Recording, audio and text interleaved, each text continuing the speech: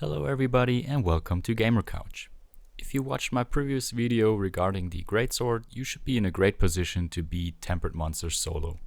This video is going to be an addition to the first video, and we're going to talk about small things you can adjust to improve your playstyle even further. It's not mandatory. If you mastered the offset and you're good playing with the playstyle and the guard, then you're fine. But if you want to take it to the next step, I recommend to you to switch up small things.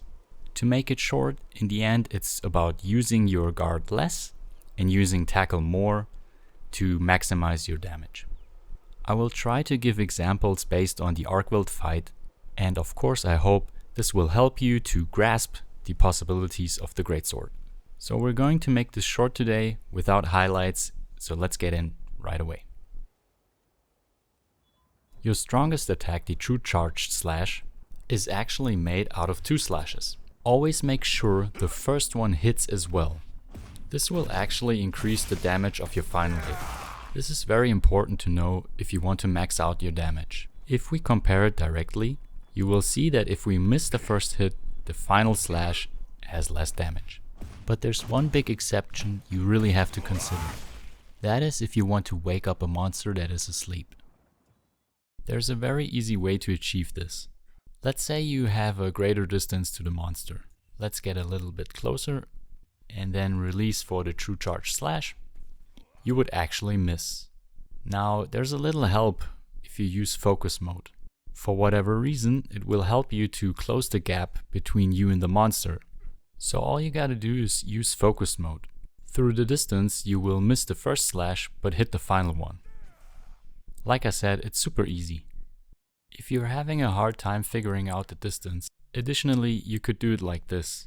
You come from the side and then use focus mode to turn for the final hit. A wake up hit deals twice the amount of damage. That's why this method is very important. Keep that in mind if you're using sleep weapons. Therefore, using sleep weapons actually is very powerful on solo fights. Sadly, not so much in parties.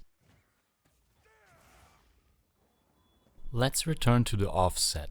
There are 2 things you can optimize to improve your playstyle. Let's say you were charging for an attack, but then you realize, I should have gone for an offset. It's good to know that you can tackle and go from there into an offset. So here's a good example. You started charging an attack, and then arkveld comes in with his chain whip. So you wait for the whip and tackle it. After the tackle, you immediately go into the offset with triangle and circle. Also press L1 to turn the camera. You need arkveld in your sight in order to hit the timing. You can also turn your hunter with the focus mode. Now you have to release the offset in the correct time. This is a great example of how useful it is to know that you can go into an offset after a tackle. In this case, I tried not turning the hunter in order to see if the offset still works. So it seems like you can take the risk and do the offset without turning. Sadly, it's impossible to tackle out of an offset. So this is the second thing you need to know. If your offset timing is bad, do a dodge roll. This is the easiest way to go from offset to offset.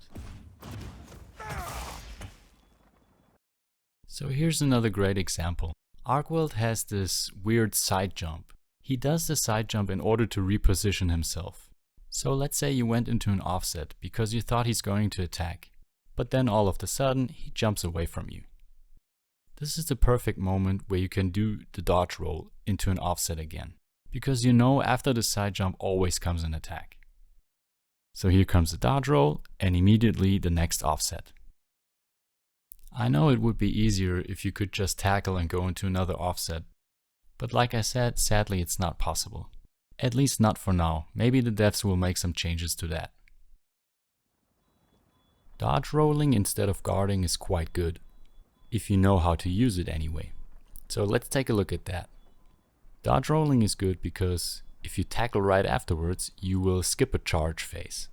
So let's say you were closing the distance to the monster because he's further away, and you tackle right afterwards. You would immediately start in phase 2. The tackle is executed by pressing triangle after the dodge roll instead of circle. It's not only good for closing distances. Instead of guarding, you could actually just dodge the attack Like that, you could immediately attack after dodging. Depending on the situation, you could go into an offset or the second phase of the charge, or even do a focus strike on a wound. So basically, you should never walk and always try to close distances with the dodge roll. You can evade most attacks with the dodge roll, so try making use of this. Don't get me wrong, there are a lot of cases where you have to guard because the timing is off. But for the future, this is a very good method to maximize your damage.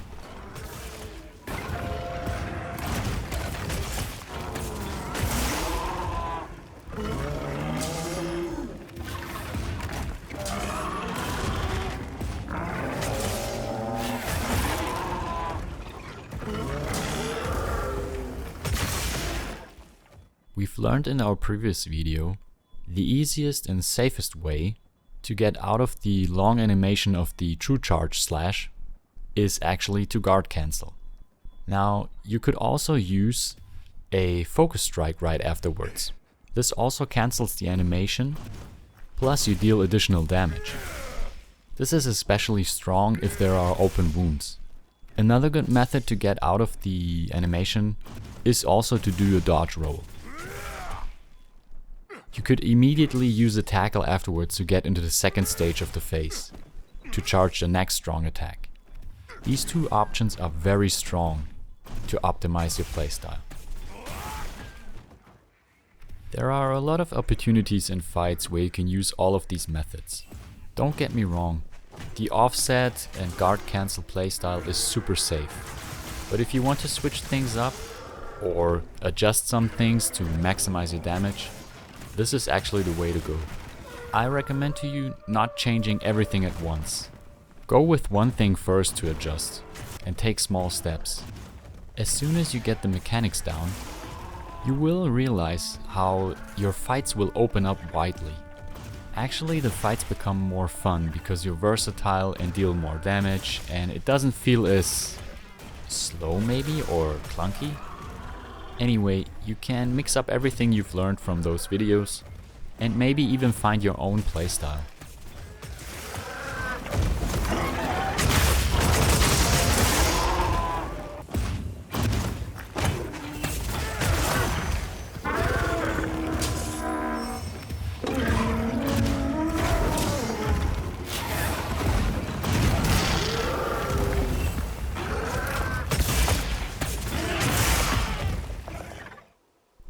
I really hope everything mentioned in this video will help you to improve your fights and playstyle. As always, I'm only doing recommendations. It's always up to you to practice, of course, and find your way to fight. Sorry I don't have any highlights this time, but I really wanted to get the video out to support you. I really want to say thank you to all my supporters once again. I appreciate it so much, and I love all those comments and I read them all. And I'm just very grateful for all the support. Especially because I put a lot of thoughts into my videos and of course work. So I'm off for my next video. I wish all of you a wonderful day, keep practicing and happy hunting.